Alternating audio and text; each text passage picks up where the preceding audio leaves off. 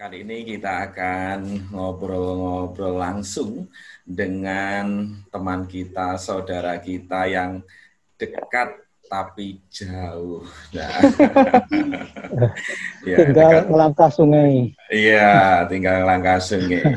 Dan kita nanti akan berbagi informasi, juga berbagi inspirasi ya.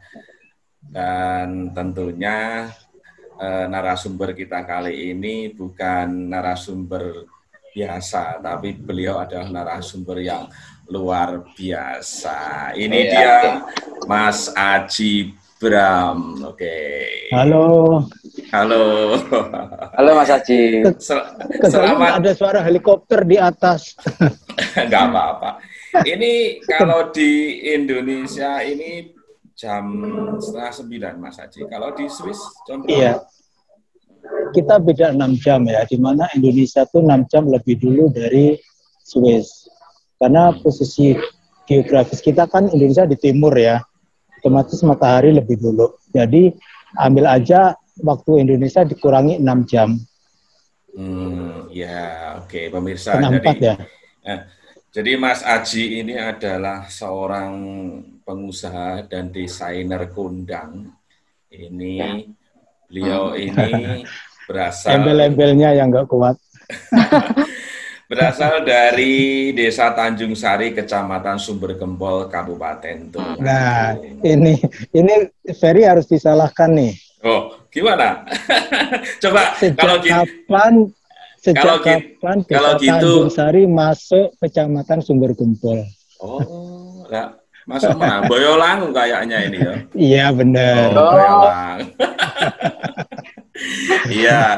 Oke. Kita ralat. Jadi jurnalis harus tahu loh. Beliau asli Desa Tanjung Sari, Kecamatan Boyolangu, Kabupaten Tulungagung. Ya. Selamat datang. Cinta Boyolangu. Selamat datang Mas Ari.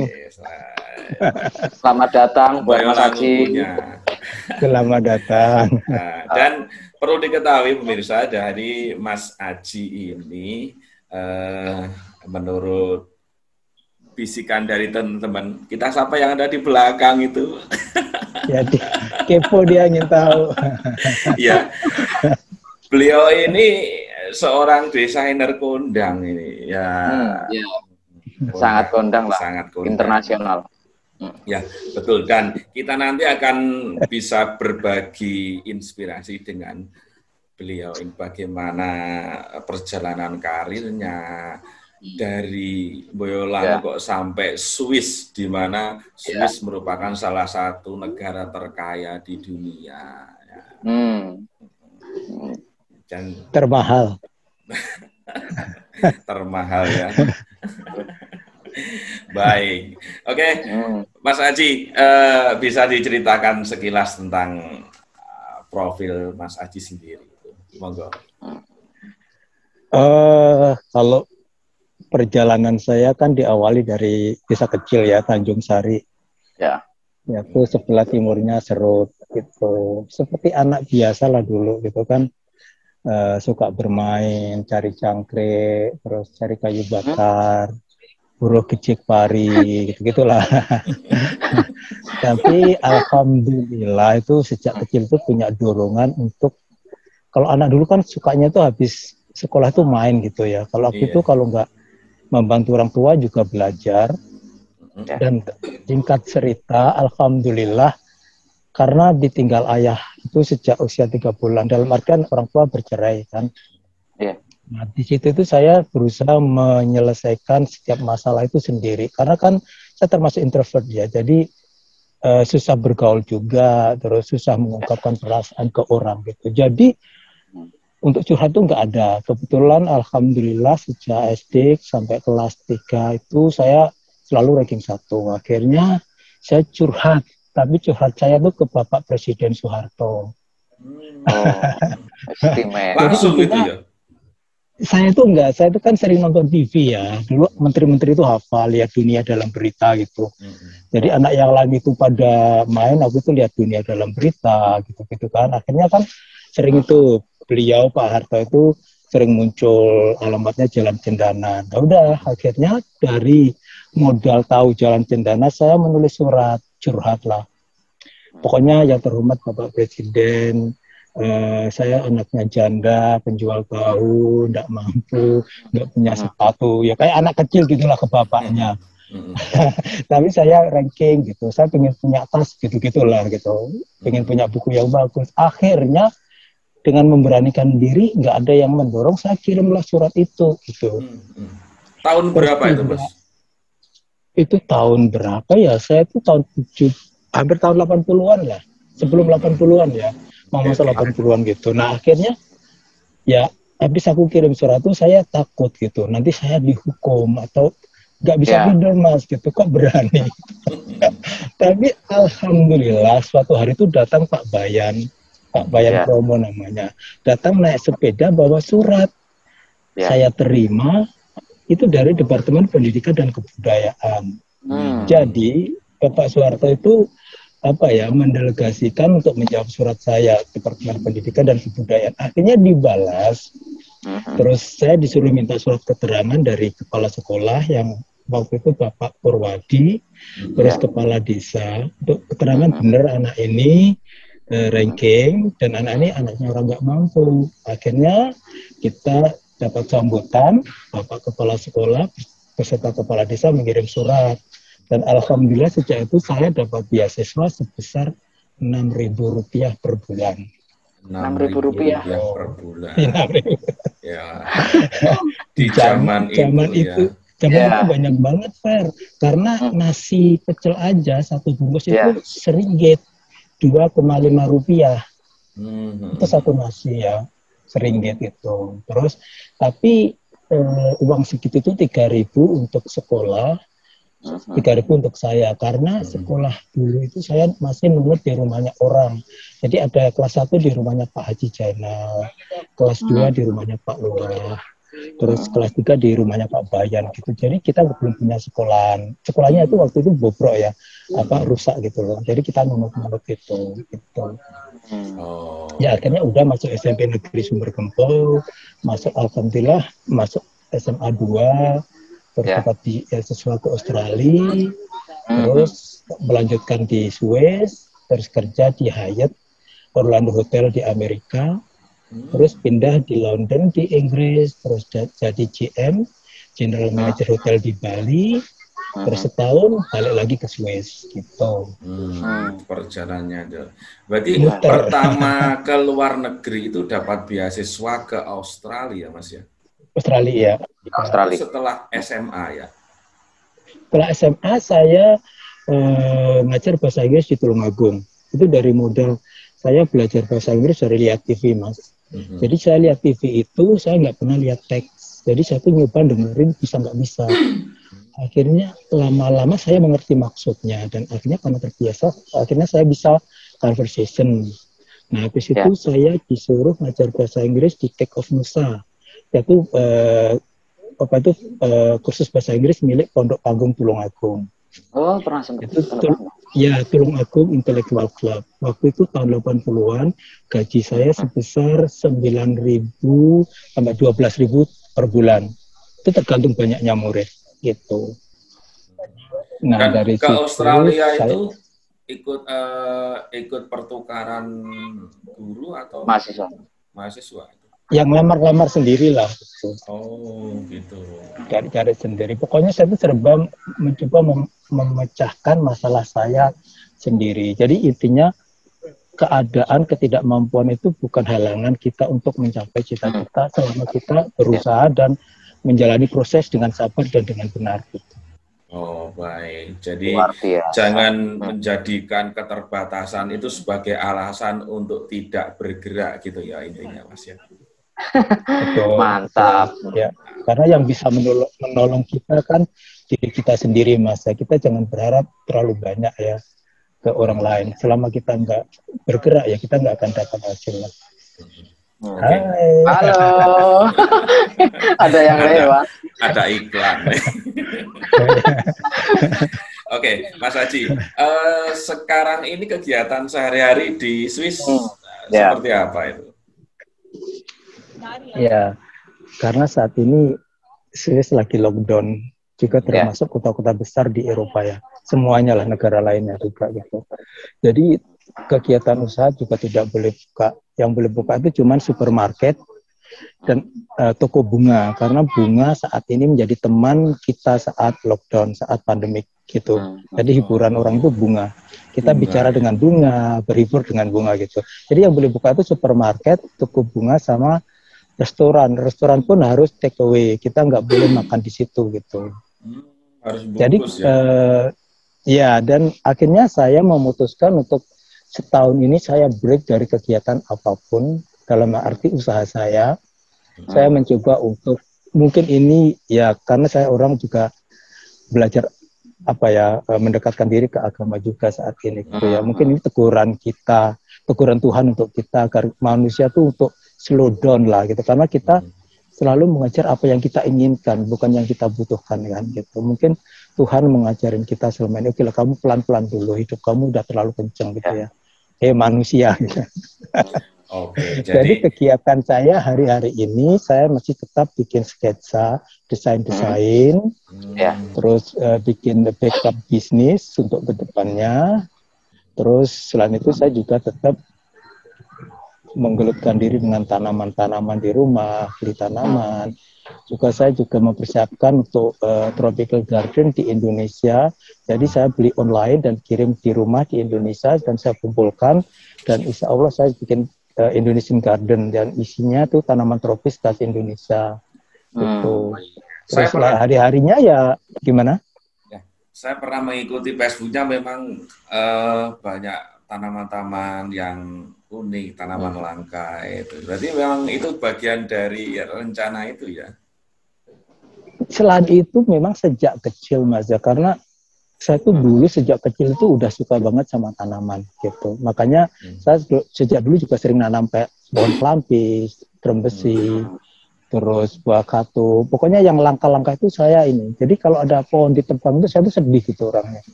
Dan akhirnya sekarang ada pandemik, jadi lebih ini lagi gitu kan. Gitu.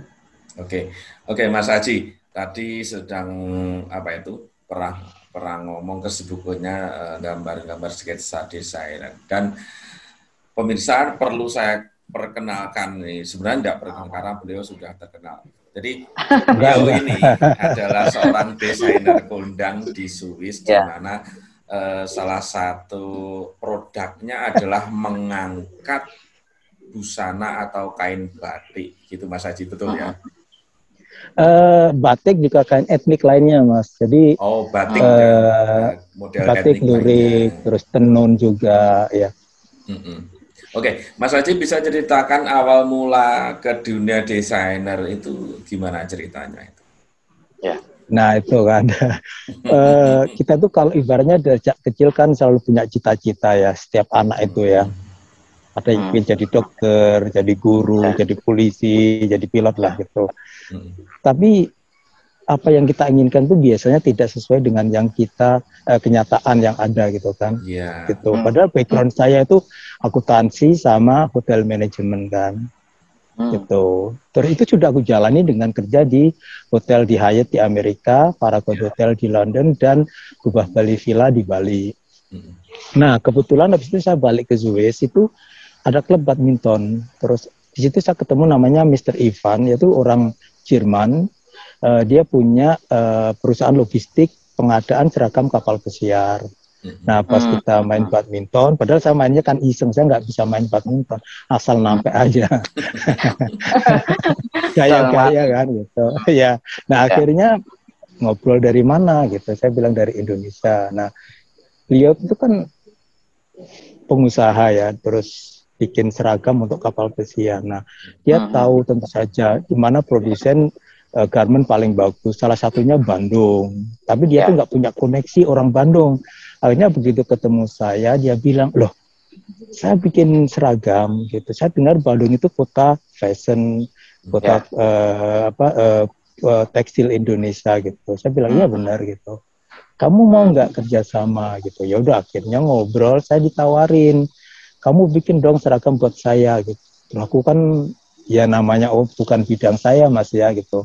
Walaupun saya bukan suka fashion kan, tapi aku tolak gitu. Tapi habis itu tuh saya tuh tiap malam tuh kepikiran gitu ya. gimana ya kalau punya usaha sendiri itu rasanya gitu kan. Terus saya cerita ke orang, ngomong sana sini, akhirnya coba deh kamu coba gitu. Nah akhirnya terus terang aku telepon balik ke beliau gitu, masih tertarik enggak untuk kerjasama? Ini saya mau pulang ke Indonesia, siapa tahu saya ingin mencoba dulu bikin contohnya lah, sampelnya gitu. Sampel ya. Ya karena waktu itu saya memang yang belum pernah ngedesain juga kan gitu. Akhirnya dia tuh bilang, kamu tuh cuma nyontoh aja loh, beli kain ke garment, ke konveksi, suruh bikinin seperti ini gitu. Ya udah akhirnya saya ambil contoh, dikasih 16 contoh gitu. Mulai untuk contoh kelner itu waiter apa ya, pelayan restoran itu, juru masak, buat teknisi dan lainnya. Akhirnya saya ke Jakarta, susuan ke Tanah Abang, ke ini. Kayak orang bingung Mas, orang bego gitu, kiri kanan nggak ngerti. kayak pitik ditinggal mbok itu. Oh, iya. Ada yang mengarahkan berarti ya? Iya. Tapi alhamdulillah di situ tuh ketemu namanya si Ozi. Nah, dia itu pernah jadi ya itu orang majalah Dewi, majalah fashion Dewi. Kita tanya, Mas cari apa gitu kan. Akhirnya ngobrol, dibikinin lah sama dia, udah Mas aku bikinin deh gitu. Kayaknya apa ini, akhirnya aku kasih contohnya dan dia yang ngurusin. Aku udah tenang lah. Alhamdulillah Mas, jadinya tuh bagus banget karena dia memang orang fashion kan. Ya. Mungkin ini sudah jalan Tuhan ya, rezeki ya, nggak tahu lah. Akhirnya aku balik ke Suez, aku presentasikan di kantor apa itu yang pesan itu, Mr. Ivan itu di Basel. Mereka langsung lihat itu terbelalak jauh lebih bagus dari aslinya gitu. Akhirnya kesepakatan suruh produksi. Nah waktu itu kan produksinya tuh lebih dari satu kontennya, banyak banget kan, modal besar. Nah masalah berikutnya itu tentang size, ukuran Mas gitu kan. Takut salah, bener Mas. Tapi jadi tahun ke-1 sampai ke-3 masuk ke-4 itu saya banyak kesalahan, banyak rugi gitu kan. Tapi aku tetap bilang ya udahlah, aku udah terjun, aku anggap aja ini biaya sekolah fashion. Ya habis itu kan akhirnya beliau setuju, cocok dan minta harga produksi dan saya untuk memproduksinya. Terus itu saya tambah nggak bisa tidur tuh. Kan karena total biayanya itu ya total biaya kan udah bisa dibilang MM. Ada polisi patroli. Gitu, ya. Dan itu produksi perdana kan. Gitu. Akhirnya saya mikir. Terus saya sewa akuntan untuk bikin harga penawaran. Tuh. Ini kita di Kota Tua. Akhirnya udah kita mencapai harga penawaran dan macam-macam, ada meeting lagi. Nah begitu meeting lagi, akhirnya tawar-menawar kan. Terus sampailah saya keputusan untuk mengatakan iya dan saya bismillah. Akhirnya udahlah kita aku sewa akuntan dan kita menentukan harga. Semoga oke, saya ke Jakarta, produksi di Jakarta, dan kembali saya ke OSI tadi. Jadi awal produksi saya yang mengerjakan OSI. Nah disitulah Mas saya belajar yang benar-benar namanya belajar ya. Size-nya akhirnya pertama kali belajar dimulai dari titik itu ya Mas ya. Learning by doing ya, belajar sambil melakukan. Waktu itu dapat orderan berapa Mas? Berapa piece? Saya itu sekitar 25.000 pieces. 25.000 pieces. Itu untuk pesiar ya. Satu kapal itu ya? Itu lumayan banyak banget gitu.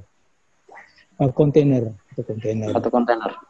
Gitu. Nah akhirnya udah jadi. Ya udahlah, namanya sizing salah semua orang awal gitu, ganti lagi gitu kan. Ruginya tuh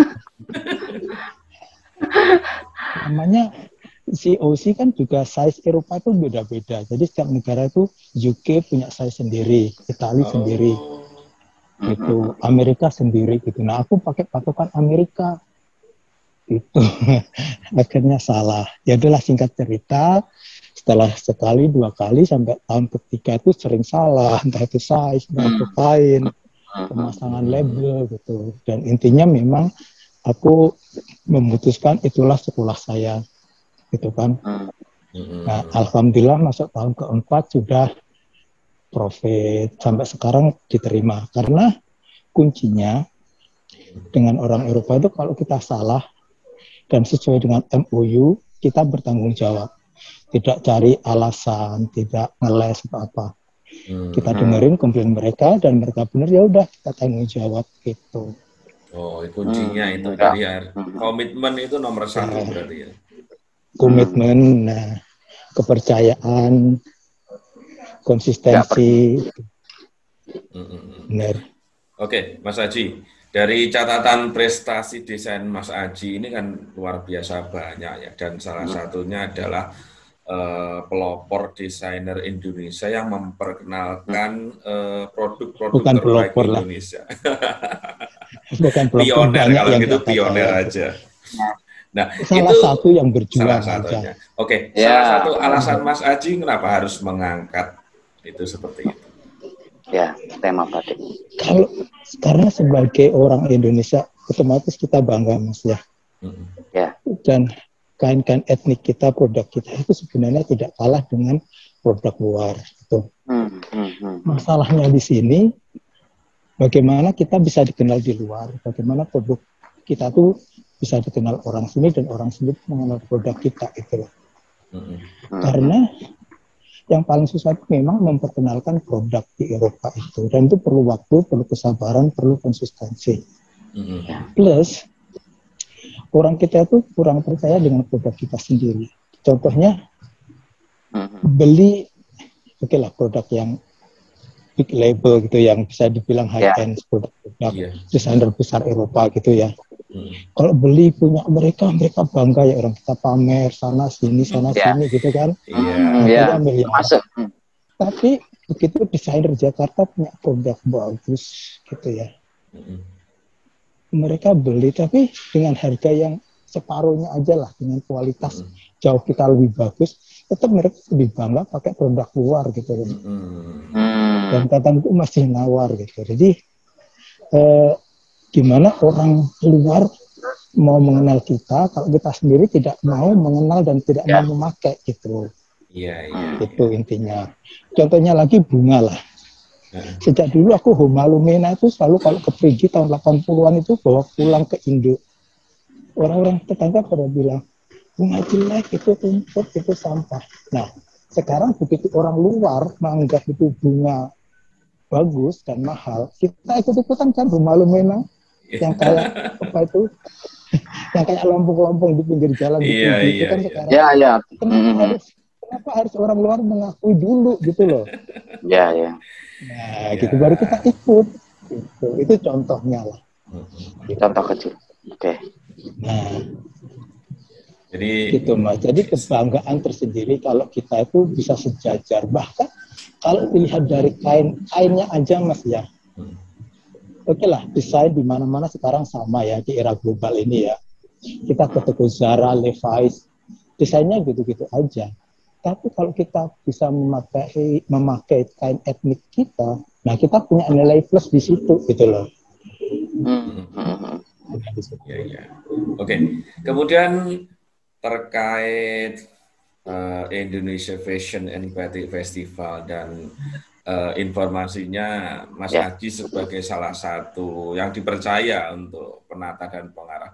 Itu bisa diceritakan Mas, seberapa jauh perkembangannya itu? Oke, itu memang foundernya saya. Sebentar Mas, saya mau sambil pakai masker ya. Siap. Saya taruh di sini. Ya, itu sebenarnya memang idenya dari saya. Biar bisa lihat quote ini, jalan termahal di dunia. Jalan termahal idenya, di dunia. Ya, ini jalan termahal di dunia. sewanya, apa-apanya, barang-barangnya. Nah, itu idenya dari saya, yang mendirikan saya. Terus saya sudah melakukan 2 kali. 2 kali dan sukses semua. Iya, saya sudah jalankan 2 kali.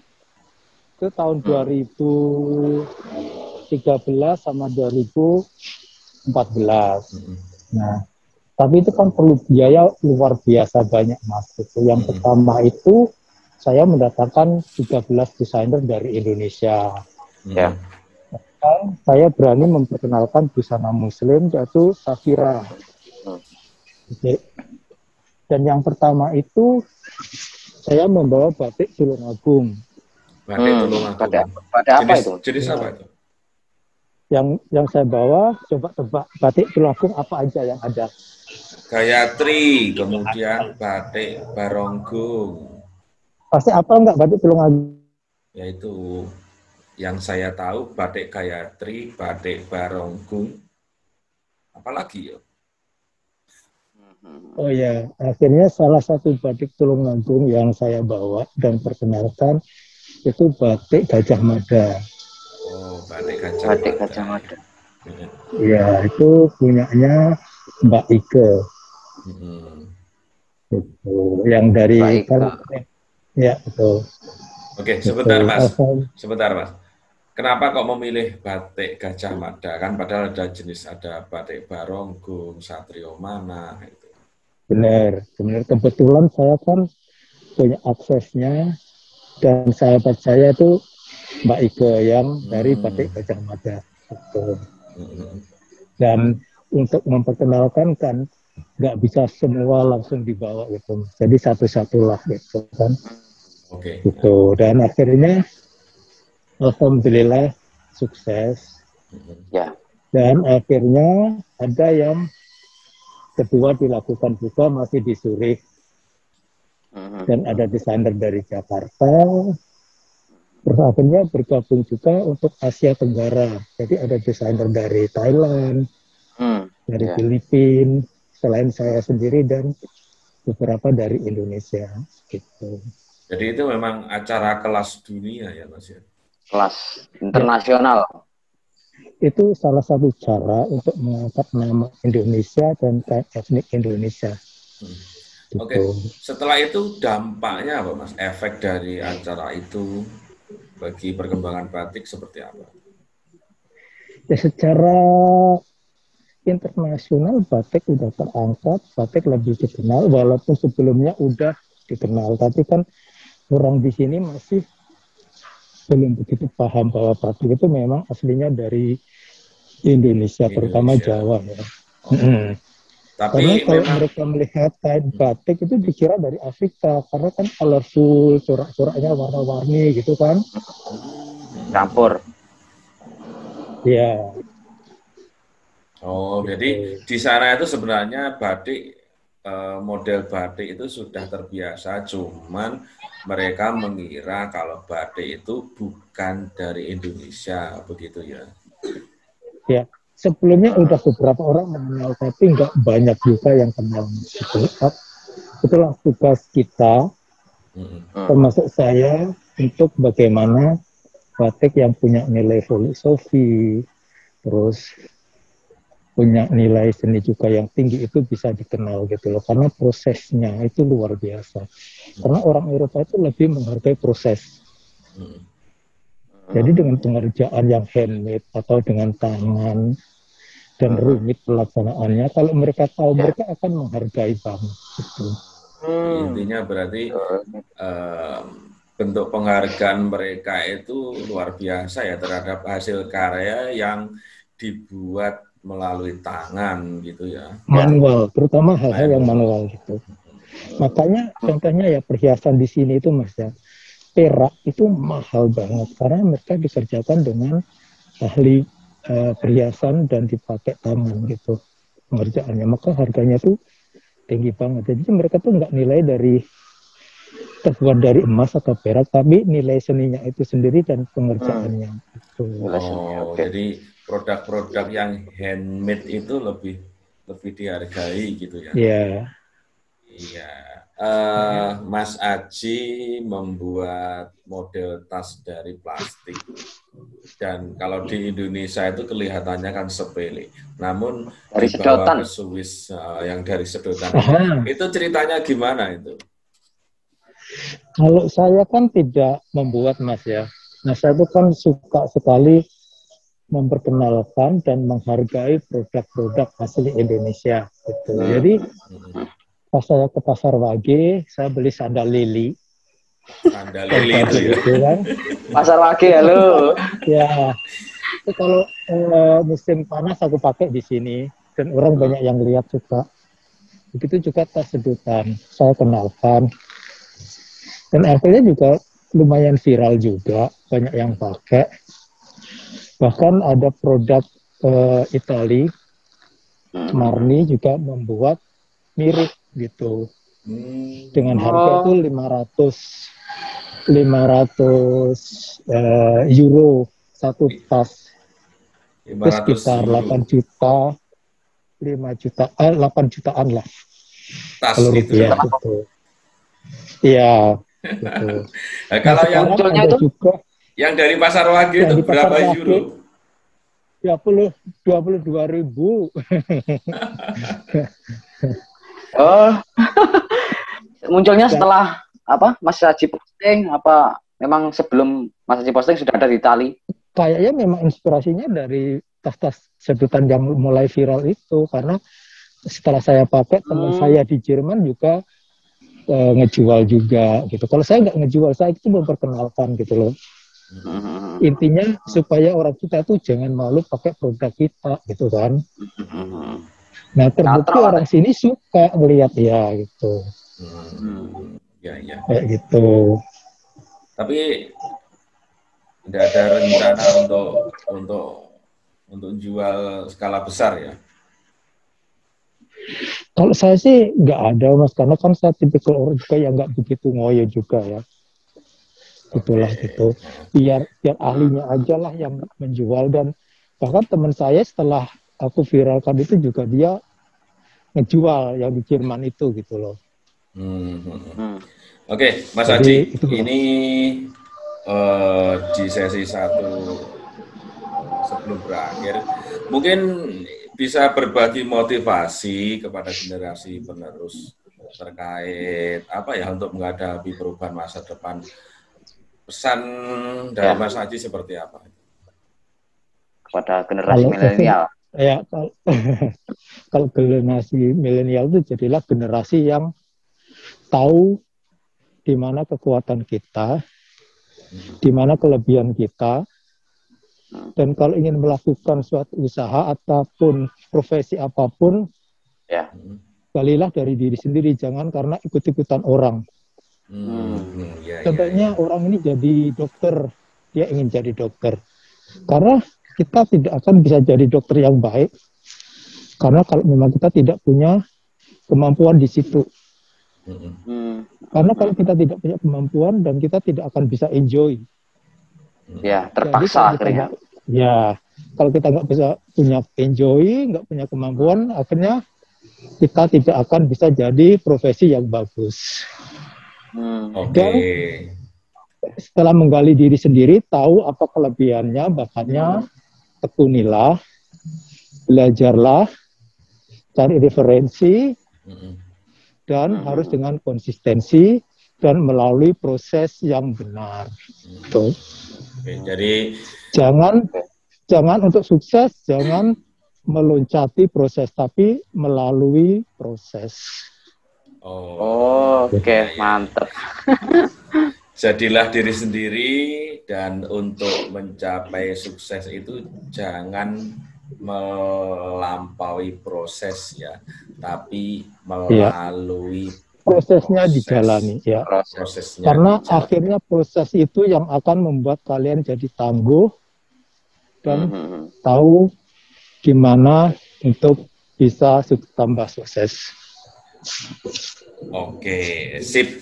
Dan jadi pemirsa, ini sebuah motivasi yang luar biasa, dari mana seorang anak petani tukang ngarit ini menjadi penjual tahu. penjual tahu di sebuah desa di Tulungagung kini Ya. menjadi desainer kondang di Swiss, negara paling kaya di dunia. Dan Di semoga planet bahkan.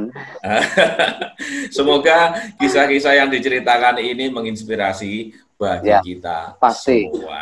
Pasti. Oke. Terima kasih Mas Haji atas motivasinya. Oke, satu lagi Mas ya, tantangan jangan dikeluhkan, tapi hadapi. Salam Tantangan sukses. jangan dikeluhkan, Ya. tapi harus dihadapi ya. Ya, ada. Ya. Oke, terima kasih waktunya. Terima kasih Mas Haji Assalamualaikum. atas waktunya. Semoga kita semua diberikan kesehatan dan kesuksesan selalu. Tambah sukses. Amin. Tambah sukses. Amin. Salam dari sapi Swiss. Siap, Sapi salam Swiss. dari Tulungagung untuk Swiss. Terima kasih. Terima kasih. Dadah, Mas Haji. Assalamualaikum Terima Mas kasih, ya. Haji. Monggo. Foto bareng dulu dong. Di Gimana fotonya? ya itu kameranya Film dihadapkan. capture. Gini di screenshot gini. Oke. Oke. Mas Yuli. Oke. Atas Oke. sana, Fer. Satu, dua. Belum kelihatan backgroundnya. 1, 2, 3. Jempol. 1, 2, 3. Oke. Masih aja ya. Nanti disambung lagi. Yuk.